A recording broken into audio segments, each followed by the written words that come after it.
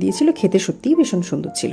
তারপরে বিকেলবেলা আমার ছিল ক্লাস, আমি সোজা ক্লাসে বেরিয়ে যাই।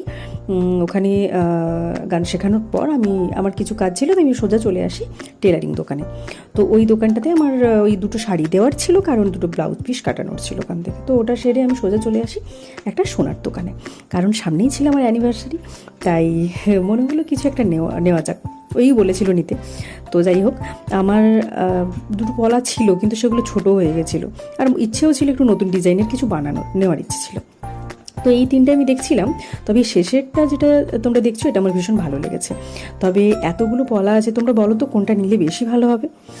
তো যাই হোক, ওখানে মোটামুটি একটা সিলেক্ট এটা আমি করে চলে এসেছিলাম। তারপরে একটু খুব ইচ্ছে হচ্ছিলো ফুচকা খেতে, তারপরে ফুচকা দোকানে চলে আসি, একটু ফুচকা টুচকা খেয়ে তারপরে বাড়ি চলে আসি। এই ছিল সেদিনকার।